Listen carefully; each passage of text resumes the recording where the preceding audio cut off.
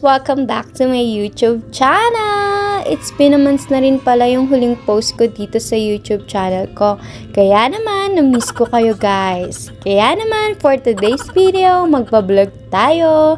Since first time ko nga magki-Christmas dito sa Canada, gusto kong i-capture yung mga happenings ngayon, holidays, at hindi natin palalagpasin yun. At i-detour namin kayo sa mga pupuntahan namin dito sa Banff.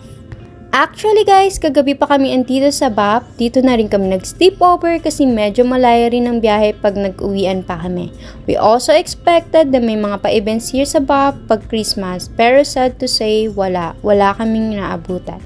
Yung Christmas market kasi nag-end siya last December. Kaya naman, nag-dinner na lang kami at nag-walk through around downtown. And yeah, ito naging happenings namin pagdating namin dito sa Banff.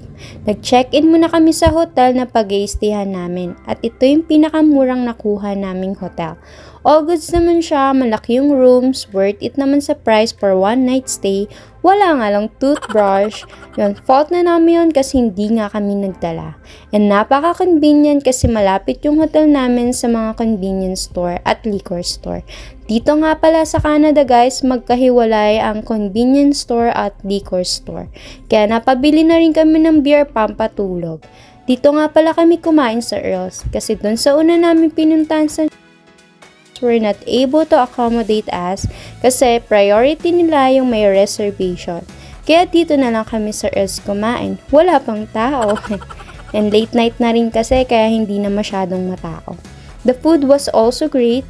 2 meals is okay, good for sharing na siya kasi big servings naman ang foods nila dito. As you can see sa video, plating was nice and perfectly good. Overall, 8.5. Nagpa-rate pa, diba? 8.5 kasi hindi ko bet yung sauce ng ribs. Even the sauce is barbecue but for it's not like taste as barbecue. Never mind. Second day na namin here sa Banff at I just wanna greet you guys Merry Christmas Canada and belated Merry Christmas Philippines! In my experience in Christmas here, iba pa rin ang Christmas sa Pinas kesa dito. It feels like an ordinary day here in holidays. Kaya kung bago ka dito, mamimiss mo talaga ang Pasko at bagong taon sa Pinas. Anyways guys, enjoy na lang natin ang magagandang view dito sa Banff. This holiday season, maggagala tayo dito around Banff. Good morning guys! Nakapag-check out na nga pala kami sa hotel na pinag-stayhan namin kagabi. Kaya naman, mag-iikot na tayo dito sa Banff. Pero bago ang lahat, kakain muna tayo. At dahil lunchtime na rin naman, tara, samahan nyo kaming kumain sa isa sa mga pinaka-favorite naming ramen house na kinakainan dito sa Banff, ang Ramen Arashi. Bang. Ay, ito yung hindi tayo natuloy. Kasi si puno.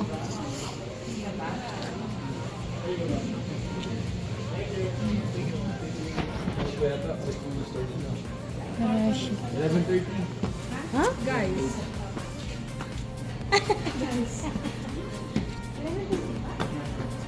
At nasaktuhan pa nga namin na second to the line kami at pinipilahan talaga tong kainan to dito sa Banff dahil masarap talaga siya.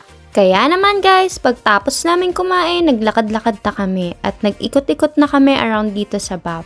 Guys, kitang-kita naman kung gaano kaganda ang view dito sa Banff, lalo na ang Canadian Rockies, lalo na tuwing winter dahil nagiging glacier ang mga bundok dito sa Banff. Nakakatuwang tignan. Yung sa picture ko lang nakikita noon, ngayon nandito na ako ngayon. At sobrang thankful ako at sobrang blessed ako dahil meron akong ate na pinapunta ko dito sa Canada. At nakita ko kung gaano kaganda talaga ng lugar ng Canada. Kung sa Baguio may The Mansion, dito sa Canada guys meron din ang The Cascade of Time Garden. Maganda siya sa gabi guys kasi may mga pailaw siya. Kaso hindi na namin siya naabutan kagabi kasi nga late na kaming nakarating dito. Pero ngayon guys, ganito siya kaganda guys. And ganito kaganda yung view dito sa likod ko. Ang bundok ng Canadian Rockies. Kamusta naman po ang mga turista ng Canada? Maganda. Very good. It's our first time here. Grabe, ganito pala itsura nito. Mga Canadian Rockies dito guys. Ayan, ang mga turistang kasama ko dito.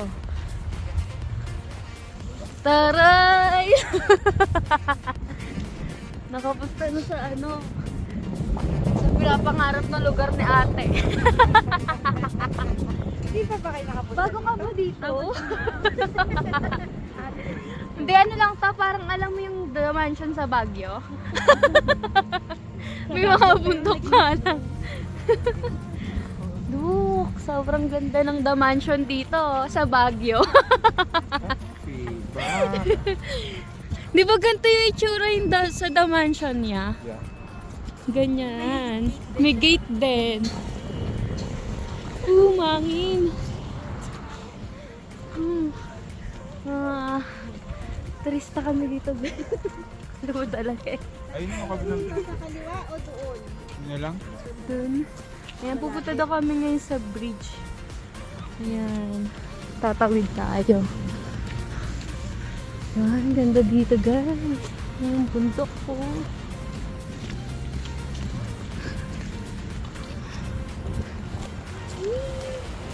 Hindi ka nilalamig? Hindi ka naman nakahit-hit. So guys, andito na tayo sa bridge. Woo! First time talaga namin dito. Sarap mag-ice skating dyan, no? Kaso bawal.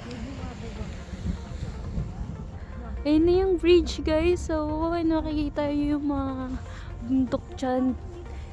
Ang Canadian Rockies. Nagpipicture lang kami sa bridge. Tara, guys. Puntahan na natin. And meron din ditong museum.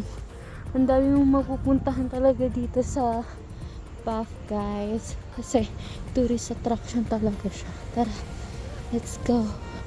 Malapit na tayo. Anong ibon niya? Ganda.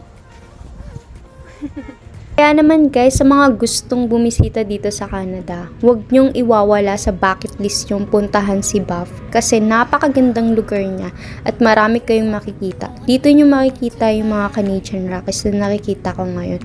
Grabe guys, sa picture ko lang to nakikita, sa mga movies ngayon nakikita ko na siya sa personal. At sobrang gaganda talaga nila guys.